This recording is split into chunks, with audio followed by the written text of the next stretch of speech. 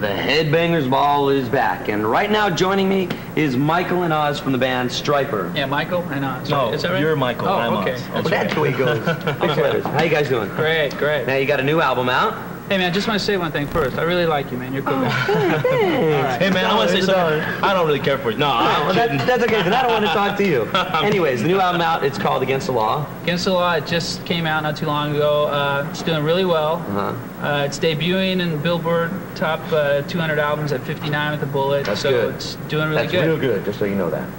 Now, we're excited. Now, the last album was called In God We Trust, and this one's called Against the Law, and you've kind of got a more kind of rougher look, would you say? Or back to basics, maybe? You know, I guess we just got kind of tired of using so much Aquanet in our hair. There's a lot more facial hair. I got tired of shaving. So you're not shaving on the new album, right?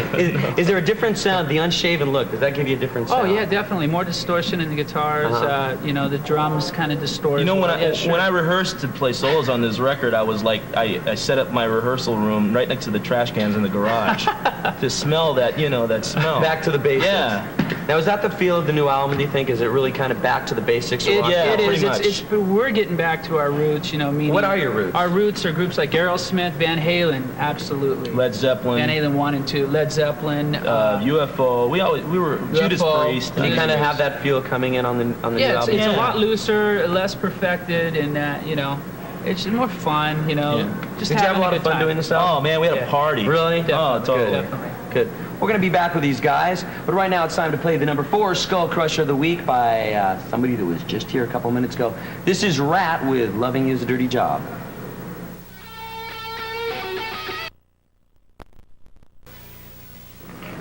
We're back on the Headbangers Ball, and of course with me is Michael and Oz from the band Stryper. Now on your new record you worked with producer Tom Werman, right, who's obviously done Motley Crue and everybody. Poison, the list goes on. Hi, Tom. And now he did All kinds Stryper's of- record. He did Stryper's record. What was it like working with Tom? It was great. He turned us down once before because he thought that we were going to make him pray every day, I think. Isn't it? I don't know. He didn't say that. Straight on all the set people straight on all the misconceptions seriously, they have about Stryper. He did turn us down once before, but you know, we kept on him when we were in pre-production for this album, and sent him a tape. He heard the stuff. He really dug it. He said, "Let's do it." Got together. We had a blast. It was a party. You know, we had a big party while we were making the record, and I think it shows in our music. There's a lot of fun. You know, Robert kicks over cymbals, and we're laughing on the record. And we're just leaving in stuff. You know, Were those the kind of changes that you think that Tom Werman brought out, or do you think that's going to happen on a Stryper record? Either way. What he brought out in us is a new attitude.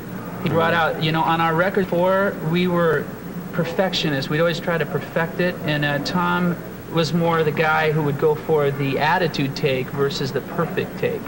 And you can hear that in the record, definitely. So this album's got a lot of attitude. New you think? attitude, You yeah. can hear him, too. He's complaining to us at the very beginning of the record. It's Yeah, like, and Against the Law. That's his voice. So listen to that, you'll hear Tom Werman's Yeah, voice. so you'll hear his voice. Okay, right now we're going to be playing a song from Don Dokken. The song is called Mirror Mirror, and this talks about, or sings about, Don's 7 years with Dokken. Oh.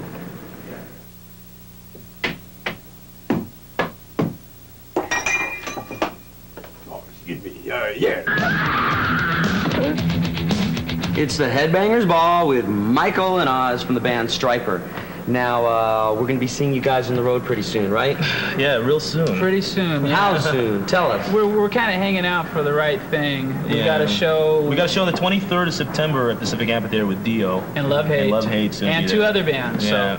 So that's coming up real soon. And we're going to be playing probably some dates maybe in California, and we're trying to catch on with a tour with you know, somebody. What's this Stryper show going to be like?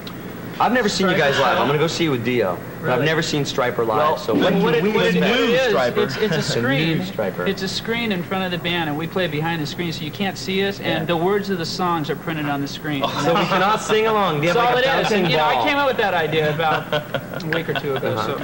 Brilliant idea. Yeah. Now let's talk about the video. It's definitely been getting a lot of airplay on MTV. And while a lot of people are doing 70s covers of old rock bands, you chose to kind of rock out a 70s disco song by Earth, Wind, and Fire. You did Shining Star, which you did real good.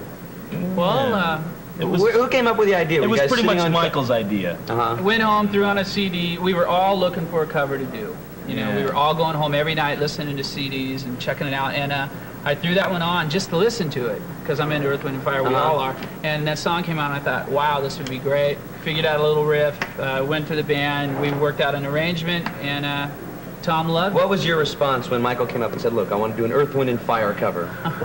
Well, instantly I was totally shocked when I heard this. When I heard the idea, it was like, uh-oh, what's this all about? But then all of a sudden he starts playing me the riff and starts playing like, you know, the verses and stuff, and it sounded like a really cool idea, and it pulled together like that. I mean, we were like going to go in the studio a week later. I But we have to say, that was not our first choice for the single. What was the first choice? It was a song called Two-Time Woman.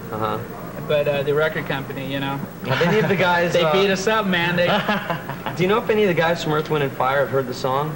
And we got any feedback from them? No feedback, but I'm sure they've heard it. But they'll just be having the royalty checks. We're going to try to get them to come right. jam with us on some show, you know? Yeah, well, do you guys do like a little choreograph thing? Going? Maybe. Well, right now let's take a look at the video from these guys. I want to thank y'all for stopping by. Hey, man, thanks. And for look having forward us, to seeing man. Stryper on the road.